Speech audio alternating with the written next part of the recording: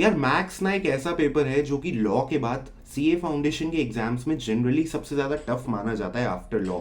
तो जनरली जो स्पेशली जो स्टूडेंट्स नॉन मैथ्स बैकग्राउंड से है और वो सीए परस्यू कर रहे हैं उनके लिए मैथ्स सब्जेक्ट थोड़ा भारी पड़ता है। लेकिन टेंशन की क्या बात जब मैं हूं साथ। तो आज की इस वीडियो में हम लोग डिस्कस करेंगे मैथ्स की शॉर्ट एंड क्रिस्प स्ट्रैटेजी, जिसके थ्रू अगर आपने इसे फॉलो किया तो आपके मैथ्स के अंदर बहुत ही तगड़े नंबर आ सकते हैं। तो बिना किसी देरी के वीडियो को स्टार्ट करते हैं। Hello guys, welcome back to my YouTube channel and you are watching Nikhil Chandnani, a CA intermediate student. Let's start the video. तो गाइस, जैसा कि मैंने आपको बताया, मैथ्स लॉ के बाद एक ऐसा सब्जेक्ट है जो आईसीएआई डिफिकल्ट कर सकता है। वो डिफिकल्ट क्वेश्चंस का प्रपोर्शन बढ़ाकर इजी क्वेश्चंस के प्रपोर्शन को कम कर सकता है।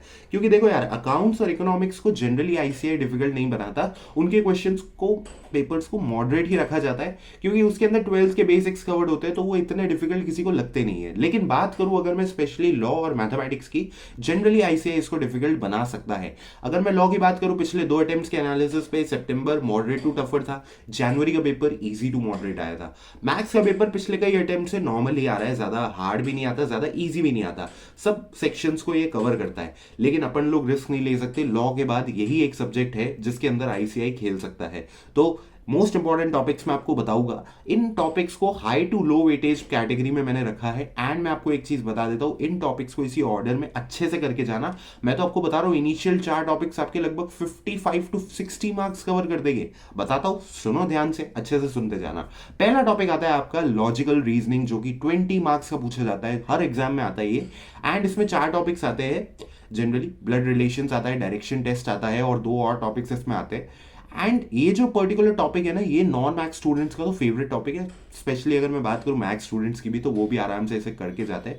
क्योंकि क्या होता है ना, 20 में से 18-19 नंबर कहीं नहीं जाते, आप आराम से इसमें से स्कोर कर सकते हो। तो मेक श्योर इस टॉपिक को अच्छे से प्रिपेयर करना। दूसरा आता है आपका मैथमेटिक्स ऑफ फाइनेंस, जो कि लगभग आपका 14 मार्क्स का पूछा जाता है। Again short and crisp topic है, बहुत तगड़ा टॉपिक है, कैलकुलेटर वाला टॉपिक है। जितना आपको कैलकुलेटर चलाना आएगा उतने इसके क्वेश्चन हल होते जाएंगे।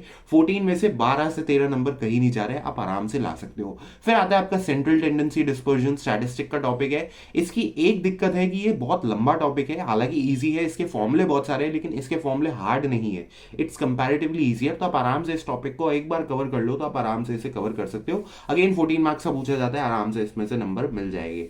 फिर आता है आपका statistical description of data and sampling, 10 number का आता है। मैं आपको बता रहा हूँ, ये प्योर थ्योरेटिकल चैप्टर है।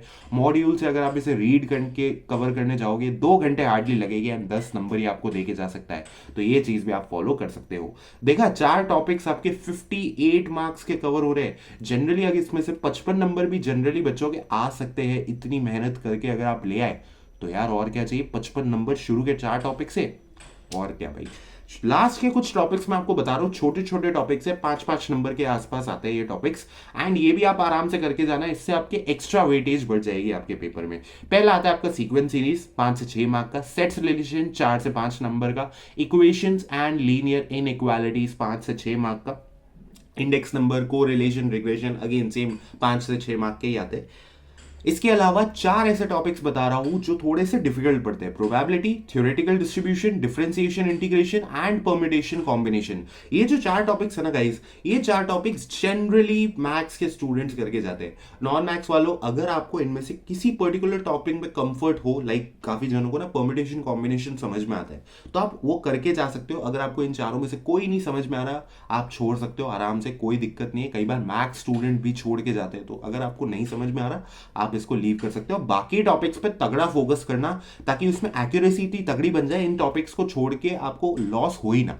ठीक है, तो इस चीज का आपको ध्यान रखना है। एग्जाम टिप्स की बात करते हैं, इस वीडियो को जितना हो सके शॉर्ट रखने की कोशिश कर रहा हूं, ताकि आपका टाइम वेस्ट ना हो और आपको सबसे ज्यादा वैल्यूएबल कंटेंट मिल सके। ठीक है, पहली टिप आती है, focus on 100% accuracy, not paper completion.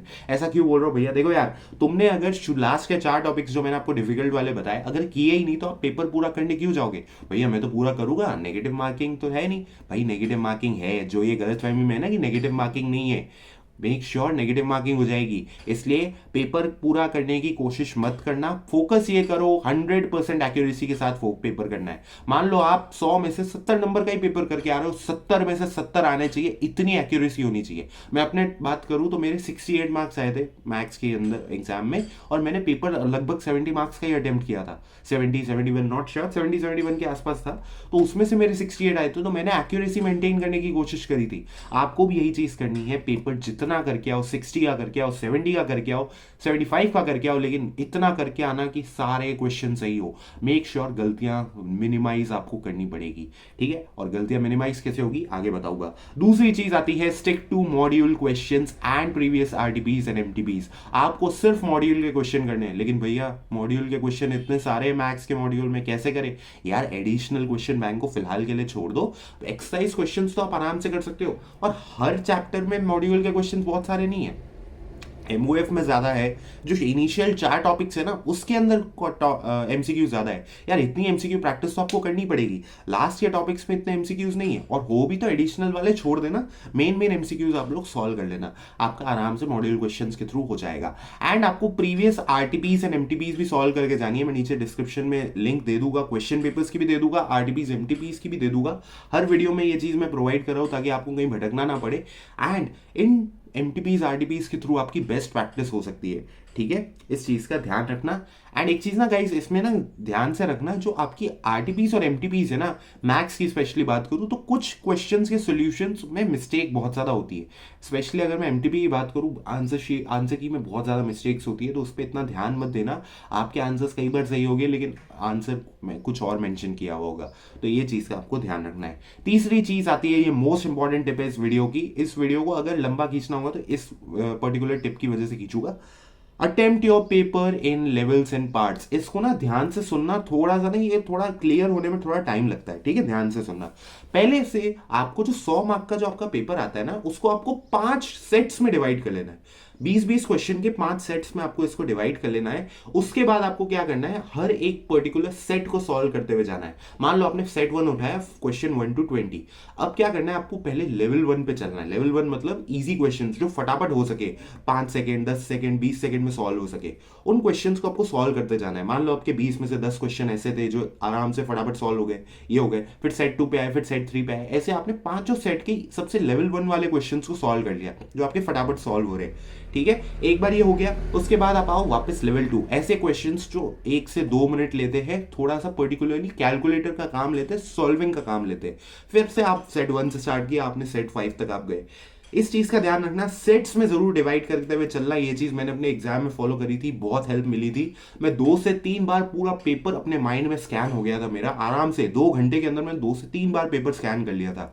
हालांकि हमें पता होता है कि हमें 60 से 70 नंबर का ही पेपर करना है, लेकिन भाई आपके माइंड में जब आपको पता है 60-70 का करना है, तो फालतू में अपना एक्स्ट्रा जल्दबाजी क्यों करनी। आराम से पेपर करो, इस तरीके से करो कि आप आराम से लेवल 1 लेवल 2 के हिसाब से करते जाओ, ठीक है। तो ये टिप जरूर फॉलो करना, सेट्स में डिवाइड करने वाला क्वेश्चन। और ये चीज एग्जीक्यूट कैसे करोगे, अगली टिप में मैं आपको बता रहा हूं। मॉक टेस्ट जरूर फॉलो करते हुए जाना। मैथ्स के एग्जाम के लिए आपको कम से कम 1 से 2 मॉक टेस्ट देने होंगे। एंड मैं आपको पहली जो टिप बताई थी ना 100% एक्यूरेसी वाली, वो भी इसी मॉक टेस्ट के प्रैक्टिस के थ्रू एग्जीक्यूट होगी। तो मेक श्योर आप 1 से 2 मॉक टेस्ट देके जा रहे हो, आराम से देके जा रहे हो। मस्त मजा आएगा आपको मॉक टेस्ट देने में। एंड इस चीज़ का ध्यान रखना, 100% एक्यूरेसी मेंटेन करनी है। एंड अगेन लेवल्स वाली और सेक्शंस में डिवाइड करने वाली, सेट्स में डिवाइड करने वाली प्रैक्टिस को आपको जरूर फॉलो करना है, ठीक है। Last step, stay away from bombard questions in the beginning. भैया ये क्या चीज है, बॉम्बार्ड क्वेश्चन क्या होते हैं? देखो यार, इनिशियल जो जनरली ऐसा देखा जाता है, जो इनिशियल सेट होता है ना जिसके अंदर 20 क्वेश्चन पूछे जाते हैं, उस 20 क्वेश्चंस के अंदर से काफी ऐसे क्वेश्चंस होते हैं जो थोड़े से डिफिकल्ट साइड पे होते हैं, या ऐसे क्वेश्चंस होते हैं जो उन टॉपिक से होते हैं जो आप छोड़ के जाते हो। ये चीज होगी आपके साथ, तो डी कॉन्फिडेंट नहीं होना, डीमोटिवेट नहीं होना। बेसिकली क्या होता है ना, हम करते हैं यार 20 क्वेश्चन हम लोग कर रहे हैं, इनिशियल 20 में से सिर्फ 10 ही हुए, अरे भैया कॉन्फिडेंस नहीं आ रहा, अब आगे पेपर कैसे करें। यार इनिशियल क्वेश्चंस डिफिकल्ट बनाए जाते हैं जान करके, ताकि आपका कॉन्फिडेंस तोड़ा जा सके। लास्ट के जब आप 4 सेट्स में क्वेश्चंस करने जाओगे ना, आपके काफी हद तक क्वेश्चंस बनने लगेंगे। तो इस चीज का ध्यान रखना, डीमोटिवेट नहीं होना है, आगे के क्वेश्चन पेपर को सॉल्व करते जाना है, आराम से सॉल्व करते जाना। एंड मैं आपको बता रहा हूँ, आप आराम से at the end of the paper जितना आप सोच के आए थे, 70 का सोच के आए थे, तो 70 का पेपर करके जाओगे। ठीक है, तो कॉन्फिडेंस अपना मेंटेन रखना एंड शुरू के बॉम्बार्ड क्वेश्चन से डरने की जरूरत नहीं है। ठीक है, तो ये सारी टिप्स थी। आई होप सो आपको वीडियो पसंद आई हो। वीडियो पसंद आई हो तो लाइक जरूर कर देना, चैनल पर नए हो तो सब्सक्राइब जरूर कर देना यार, क्योंकि आपके सब्सक्रिप्शन से ही मुझे मोटिवेशन मिलता है आगे की वीडियोस बनाने का। ठीक है, एंड चैनल पर जुड़े रहना क्योंकि अभी इकोनॉमिक्स की वीडियो भी आना बाकी है। तो मैं मिलता हूं आपसे किसी और नई वीडियो में। Till then, goodbye. This is Nikhil Chandnani, CA Intermediate student, signing off. All the best, guys. पढ़ लो, bye.